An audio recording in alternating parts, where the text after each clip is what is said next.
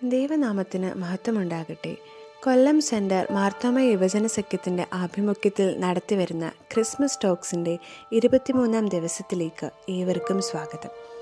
ഇന്ന് നമ്മുടെ ഒന്നിച്ചുള്ള ചിന്തയ്ക്കായിട്ടും ധ്യാനത്തിനായിട്ടും തിരഞ്ഞെടുത്തിരിക്കുന്ന വേദഭാഗം സദൃശ്യവാക്യങ്ങൾ 17-ാം അധ്യായം 22-ാം വാക്യം.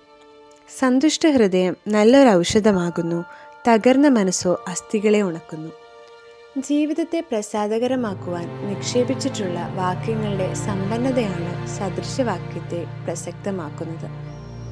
ഈ നോമ്പിന്റെ നാളുകളിൽ നമ്മുടെ ധ്യാനങ്ങൾ ജീവിതത്തെ പുതിയ വീക്ഷണങ്ങളിൽ കാണാനിടയാകട്ടെ എന്ന് പ്രാർത്ഥിക്കുന്നു. സദൃശവാക്യങ്ങൾ 17-ന്റെ 22-ാം വാക്യം ജീവിതത്തിൽ നാം പുലർത്തേണ്ട നിലപാടുകളെക്കുറിച്ച് വ്യക്തമായി നമ്മെ പഠിപ്പിക്കുന്നു. സന്തുഷ്ട ഹൃദയം ഉള്ള മനുഷ്യരായി മാറാം. സന്തുഷ്ട ഹൃദയങ്ങളുടെ എണ്ണം കുറയുന്ന ഒരു ലോകത്തിലാണ് നാം ജീവിക്കുന്നത്.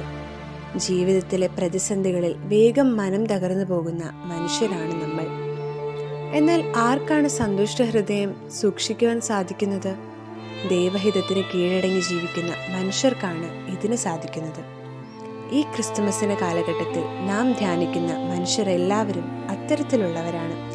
ജീവിതം കീഴ്മേൽ മറിഞ്ഞ് ഭ്രാന്തമായ സങ്കീർണതകളിലേക്ക് എടുത്തെറിയപ്പെട്ടവരാണ് ജോസഫും കന്യക മറിയാമും എലിസബത്തും സക്കറിയ പുരോഹിതനും. എന്നാൽ കർത്താവിൽ ആനന്ദിച്ച് പരിശുദ്ധാത്മാവിൽ നിറഞ്ഞ് ഹൃദയപൂർവ്വം കർത്താവിനെ സ്തുതിക്കുന്ന ഗീതങ്ങൾ ഇവർ പാടുന്നത് എങ്ങനെയാണ്? ദൈവഹിതത്തിന് കീഴടങ്ങി ജീവിക്കുമ്പോഴാണ് അതിന് സാധിക്കുന്നത്. ദൈവത്തെ കീഴടക്കാൻ നരബലികൾ വരെ നടമാടുന്ന ലോകത്തിൽ ദൈവത്തിന് കീഴടങ്ങുന്ന മനുഷ്യരായി നമ്മൾക്ക് മാറണം. അപ്പോഴാണ് സന്തുഷ്ട ഹൃദയമുള്ളവരായി തീരുവാൻ സാധിക്കുന്നത്. ഔഷധമാകുന്ന സന്തുഷ്ട ഹൃദയം. ജീവിത സംഘർഷങ്ങളിൽപ്പെട്ട് നിരാശയിലേക്ക് വഴുതി വീണു പോകുന്നവർ അനേകർ നമുക്ക് ചുറ്റും വസിക്കുന്നു.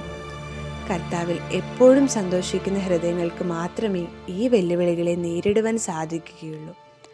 അപ്പോസ്തലനായ വിശുദ്ധ പൗലോസ്ലീഹായുടെ ജീവിതം അത്തരത്തിലാണ് നമ്മെ പഠിപ്പിക്കുന്നത്. ജീവിതത്തിലെ കാറ്റിനെയും കോളുകളെയും ദൈവത്തോട് ചേർന്ന് അഭിമുഖീകരിക്കാൻ സാധിക്കണം. നമ്മൾക്കുള്ളതൊന്നും സ്വന്തമല്ല, എല്ലാം ദൈവത്തിൻ്റെ ദാനമാണെന്ന് തിരിച്ചറിയാൻ സാധിക്കണം. ഒരു നിമിഷത്തിൽ എല്ലാം നഷ്ടമാകുമ്പോഴും ഇയ്യോബിന് അതിനെ നേരിടാൻ സാധിക്കുന്നത് ഇതെല്ലാം യഹോവ തന്നതാണെന്ന ബോധ്യമാണ്.